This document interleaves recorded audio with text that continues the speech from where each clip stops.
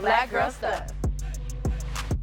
Woody, we just gonna jump right into this amazing journey of Mr. Woody McClain. Now, you started even way back in HBCU culture, in the band culture at FAMU. What was that like, and how has that shaped your career? Shout out to Nick Cannon. Without Drumline, I never would have wanted to go to college. When I seen that movie, I was like, damn, I want to go to school. You know, I want to be a part of something like that. So then from there, the next year, I joined the marching band, and it just taught me a lot of discipline. Because before then, like me and the homies, we was outside, like just stealing shit, doing bad shit. Like that was like our extracurricular like activity to do. But when band came along, it really taught me discipline. And then I happened to get a chance to get a full scholarship to go to FAMU to do that, and met some amazing people on the way. And I was able to, just last year, we did a Nike campaign with LeBron James. So I was able to like give the whole proceeds to my marching band. So that was super dope. That's amazing. I love that. We know that you're Monet Tejada's son, Kane. How do you feel about the relationship with mother and son in the Black family? How important do you think that is, or do you think it's important I think at it's all? super important, absolutely. And with that show, I think they did a great job at showing a kid not having enough love when he's younger. Look how he turns out, Yeah. you know what I mean? So you just Rebelling. see Kane rebelling, he's just trying to seek his mother love, you know what I mean? I think he's a super broken person. Every episode I'm trying to just put the pieces together, and it just keeps getting shattered. Yeah, it's you know crazy. what I mean? I wanted to So- give you a hug, I ain't gonna lie. Word? He need a hug. Same, that's what I be saying. Yeah. People like, nigga, you crazy. Right. I'm like, damn, like, Right. this nigga, he got mommy issues. It seemed like Kane is starting to become like the black sheep of the family. Have you ever had a moment in your life where you felt kind of isolated or like you was the black sheep too? I got a lot of homies that don't have like moms and stuff like that. So I'm always on the phone with them, talking to them like, yo, how would you react in this situation? And it's kind of like therapy for all of us. So I would take their emotions and then put it into Kane and deliver that. Well, you have accomplished so much in your career already, you know, and it's really dope, from acting to producing to playing an iconic role like Bobby Brown. Oh, that was fun. But a lot of people don't talk about like the struggles or the obstacles of even accomplishing your goals. What are some that you had to face? Ooh, after Bobby Brown, I did not work for a year because I just wanted to sit with myself and find who I was again. Being Bobby for like, I did that for 2 years. I could have really went and been Bobby for real. You know what I mean? Like let everything get to me. But I was like, nah, let me just take a year off and really find myself before I get back into it. But that whole experience was amazing. Bobby is such a great dude. Like he's such a loving guy. Like when you in his presence, it's like, I don't know, you just feel like you want to hug him. You feel like an uncle. Like you feel like he's Yeah, I gonna get break that. down at any moment. Yeah. You know what I mean? He's been through so Yeah. much. And I'm like, salute to Bobby, man. Like I wouldn't be where I'm at without New Edition and those guys. Yeah. I kind of knew you was gonna make it to the big screen because so for those of you who don't know the Vine era, he started on Vine. Yeah, It was yeah. so funny. Like he was one of the first people making skits. I was actually in one of his skits Yep. before, and I could tell you can act then. But you always said that really wasn't what you was pursuing. Dancing. But just I wanted knew to it. dance. How did Vine let you know that you could do it though?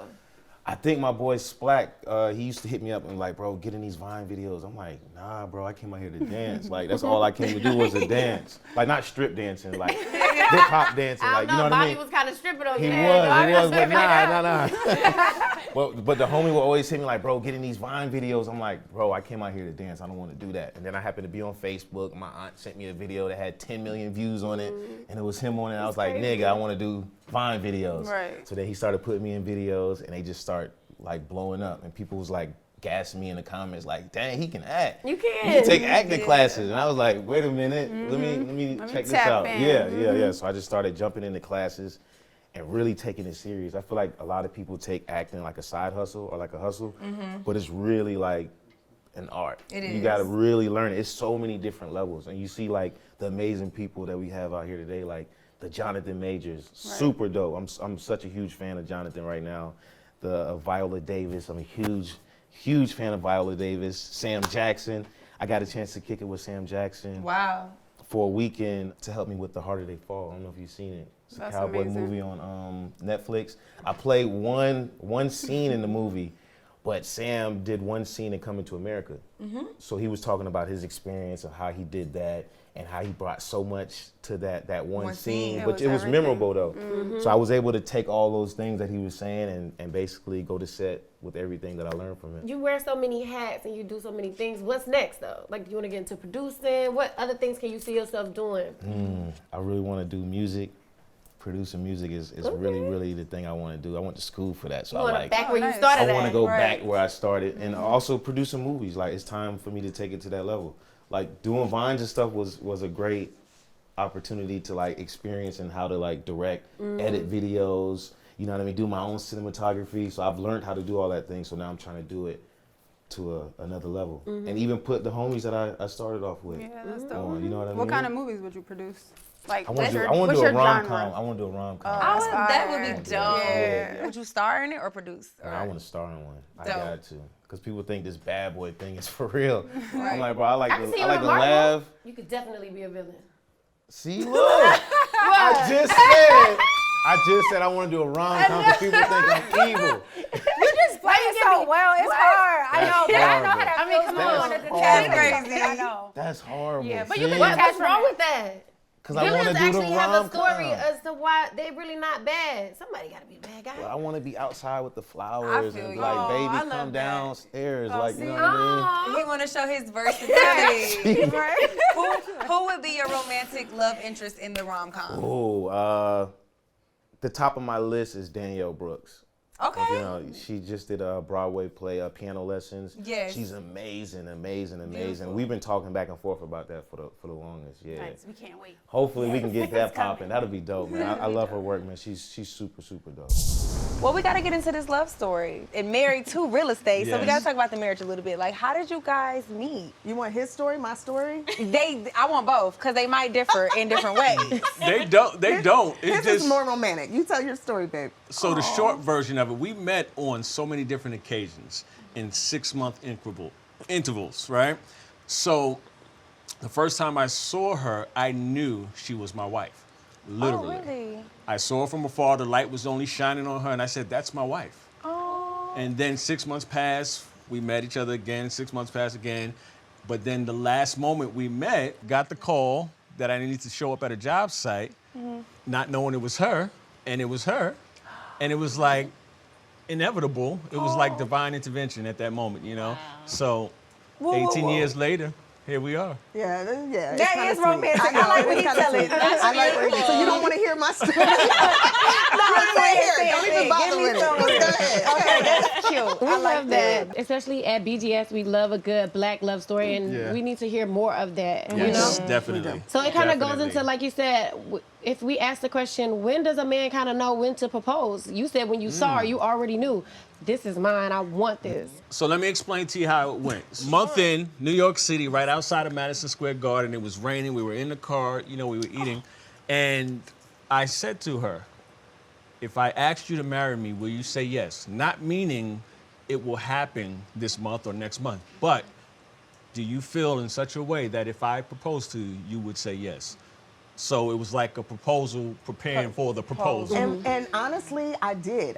You could have never told me, as women, sometimes we get put through the ringer so much. And at that point, I kissed so many frogs. Ooh, girl. I decided I don't even want to date anymore. I'm not even trusting men. I might actually date women. I was thinking that way at one You be point. exhausted. Just because I was exhausted with the drama, you know? And so I decided instead to go inside. I focused on my health. I focused on my money and my finances, Yes, went back to yes. school, did all the things to better myself to become the woman I wanted to be. And while I was busy working on myself, he showed up. That's how You it know? goes. And I wasn't ready to stop working on myself because I said the Nope. minute I do, I'm going to be disappointed later. You know, we'll have a great time and then you're going to disappoint me. I was really jaded. The jadedness was extreme too. Yeah. You know, when a man finds the one he wants to, he's gonna put in that work and that effort. Because I can't tell you how many bricks and walls and doors she put in my face, and to a point to where she was live on air, and I said, the moment that commercial stops, I gotta tell her something. I said, listen, when are you going to just let me love you? Because I am not them. Let me in. Well, I know you guys have been together for almost 20 years. I have to ask because I know you guys have mentioned after year 5 you called off the wedding or you put it on hold to Yeah. work on yourselves, you know, figure out your own stuff. Did we share that? Time. She done dug into the files, girl. Yes, So we bring- do. We do our research. But I want to talk about, you were saying it's so important to have self-realization. Oh, yeah. Talk to me about that moment you decided to dig in deep for yourself and how that came together with your guys' relationship. when we finally decided to get married, because we did, we lived together for several years, just trying to make sure. At that point, for me, if I get married and if I say I do, it's got to be forever. Because I was already in my mid-30s, you know. If I say I do, it's got to be forever. And I still had doubts. He still had doubts, but we knew we were in love. Life was better together than when we were apart, but that didn't mean everything was great. Right. And I think people have to be honest with themselves. If you're starting on a shaky ground, it's only going to get shakier. You got to build a solid foundation, and don't be afraid to say, you know what, let's just wait. Or let's pull those invites back. Because when we canceled the wedding, everybody thought he cheated on me. They thought the They were like, worst. girl, what did he do? I knew it. He was just too cute. You know, they were. Yeah. And it was none of that. It was a real adult conversation of he and I sitting down one day and saying, I don't feel that, you know, we've done the work. I feel like we're good together, but we could be better together. And then I said to him, well, what do we do? Because we've got this huge wedding planned in 3 weeks. We were 3 weeks from the wedding. Yeah. Wow. Invites had gone out. People booked. It was going to be in Riviera Maya, Mexico on the beach. And thousands, tens of thousands of dollars had been paid. Yeah. But what we often do is put so much money into the planning of the wedding and the dress, and we put absolutely no effort into the marriage. None. That's the word. And Right. so we both made a conscious decision. Let's just pull back until it feels right. We went to therapy and counseling because there were unresolved issues individually that we had to deal with, past trauma, Yeah. so that when we came together, we could be whole, you know? And we did the work, got married a year and a half later, and it was a good day, right? It was an amazing day. What was it about him that said, okay, I could see myself doing this with him? Was it anything he I'm did? laughing inside because I'm going to give you the politically correct answer, but inside, This I got is to know. black girl stuff. That ain't no politically correct. You better let it out. As a woman who, Things, girl. yeah. But Ain't no limitations. No, for real, Let's go. because like you said, once you get jaded and you have those walls up Yeah. and you have like you're tired of disappointment, what was it about him that let you know it's okay to let those guards down? consistency. Every time he showed up, he was exactly who he claimed to be. And I'd never had someone who showed up for me continuously. Even when I tried to block it, I was like, girl, I would tell him on purpose, I have a date tonight because I'm not trying to get serious. I don't want you to get too attached. This is when we were well into living in sin. And I was like, but I don't want him to get too attached because I don't want to get attached and I don't want to get my heart broken. So let me just make him think he doesn't have me like that. Do you know what I'm talking about? Sometimes, yeah. sometimes folks can think they have us like that and they get really comfortable. I didn't want him to get too comfortable. So I was putting up those kind of walls. And it wasn't until we were married that he later told me, girl, I knew you didn't have a date. I was doing drive-by and you were in the house. Let me add this as well. From a man's perspective, it didn't matter how many walls she put up. It didn't matter what she would say, because when a man wants you, it doesn't matter what's in his way. He's going to be there for you, right? And the consistency was about knowing what I wanted. It didn't matter if she was doing whatever she was doing or who she was seeing. I saw what I knew was to be my wife. So whatever I had to go through, I was willing to do. But here's a question I've never asked him. I love to ask this. What was it that you knew to be your wife, though? Because you literally just saw me. Right. And I never asked you this question. When you saw me, you just said, there she is, that she's my wife? Or was it something I said or I showed you? What? You didn't say anything. She was literally like way across the room. There was just, I'm big on, I always say, be the energy you seek to exist, because we're all about energy, right? Before you say anything to someone or you walk into a room, there's an energy. There was an energy that was coming across, and I said, I don't know what it is. I've never felt this in my life. Wow. Who is that woman? It must be my wife. This is what I'm going through in my head, right? And I got to her, and here we are 18 years later. And before we go, a lot of people say we're in a recession right now. Is it a good time to invest in real estate? The one thing we will never get more of is land. Yes. Okay. Last time I checked, Yeah. it is what it is. It's finite, right?